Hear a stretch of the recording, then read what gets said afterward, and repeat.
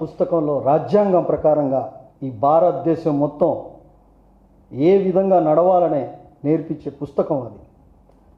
ఈరోజు చాలా బాధగా చెప్పాల్సి వస్తుంది. ఎక్కడ కూడా రాజ్యాంగంలో ఎన్టీఆర్ గారి మీద చెప్పులు విసిరించడం లేదు, రాళ్లతో కొట్టించడం లేదు, కోడి కత్తిలతో కొట్టించడం లేదు. ఈరోజు ఈ తెలుగుదేశం పార్టీ, ఈ జనసేన పార్టీ, మరలా ఒకటి బీజేపీ పార్టీ, ఈ మూడు పార్టీలు కలిసి మేమంతా సిద్ధం సభ ఎంత సక్సెస్ఫుల్గా 14 రోజులు బస్సు యాత్ర జగనన్న చేస్తూ ఉంటే అది జీర్ణించుకోలేక ఆయన మీద రాళ్లతో కొట్టించి జస్ట్ మిస్ కళ్ళకి ఇబ్బంది అయ్యే పరిస్థితి. ఈరోజు జీర్ణించుకోలేక అరే ఇంత జనధరణ వస్తుందే జగన్మోహన్ రెడ్డి గారికి, మన పరిస్థితి ఏంది, మేము అడ్రస్ లేకుండా వెళ్ళిపోతామని చంద్రబాబు నాయుడు పన్నే ఈ అన్ని కుట్రలకి మంచి పద్ధతి కాదు అనేసి చెప్పదలుచుకుంటున్నాం. ఈరోజు చంద్రబాబు నాయుడు గారు, అయ్యా మీ కొడుకు పాదయాత్ర చేశాడు, ఎక్కడైనా ఈగైనా వాలిందా అతని మీద? ఎక్కడైనా వాలిందా? అదేవిధంగా పవన్ కళ్యాణ్ ఆ వారాయి అని ఒక వెహికల్ పెట్టుకొని తిరుగుతున్నాడు. అయ్యా నీ మీద ఏమైనా గుడ్లు పడ్డాయా?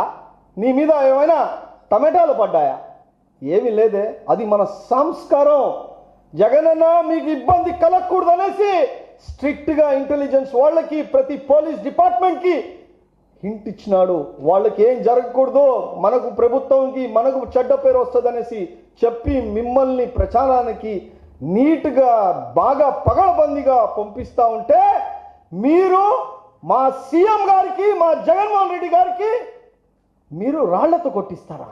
ఎంత పెద్ద దుర్మార్గుడయా నువ్వు చంద్రబాబు నాయుడు గారు, నువ్వు పవన్ కళ్యాణ్ గారు ఇటువంటి పనులు చేస్తారా? ఇదే కానీ నీ కొడుకు పప్పు లోకేష్కి కానీ జరుగుంటే నువ్వు ఒప్పుకునేవాడివా? నువ్వు నిద్రపోయేవాడివా? ఇటువంటి దుర్మార్గమైన పనులు, స్ట్రాటజీలు, మీడియా స్ట్రాటజీలు వేసి అరే జగన్మోహన్ రెడ్డికి ఈ విధంగా ఆదరణ ప్రజల్లో పెరుగుతుంది కదా అనేసి అనుకుని నువ్వు ఒక స్ట్రాటజీ ప్రకారంగా రాళ్లతో కొట్టించి ఒక ఈ మేమంతా సిద్ధం సభకి బ్రేక్ ఇద్దామని స్ట్రాటజీ పొందారు. ఎంత పెద్ద మనిషివే నువ్వు చంద్రబాబు నాయుడు గారు. ఇటువంటి నీచపు పనులు ఎవడైనా చేస్తారా? అబ్బే ఛీ, ఇంత ఘోరమా, ఇంత ఆక్రోశమా, ఏందయ్యా ఇది? ఎన్టీ రామారావు గారు స్వయంగా మీ మామని చెప్పులెత్తి కొట్టించే ఘనత నీది. తిరుపతిలో అమిత్ షా కార్ల మీద దాడి చేపించే ఘనత నీది. ఎయిర్పోర్ట్లో కోడి కత్తి డ్రామా ఆడిచ్చి నువ్వు చంపాలని చూసిన చరిత్ర నీది. నిన్న మా జగనన్న మీద రాళ్లతో కొట్టిన చరిత్ర నీది. 75 సంవత్సరాలు వస్తున్నాయి. ఇప్పుడైనా పెద్దయినా తెలుగుదేశం పార్టీ వాళ్ళు ఇంత నీచంగా దిగజాయడం కరెక్ట్ కాదు అనేసి నేను మీకు మనవి చేస్తున్నా. ఇది మంచి పద్ధతి కాదు. మీరు రాజకీయాలు హుందాతనంగా చేయండి. మాకు తెలీదా?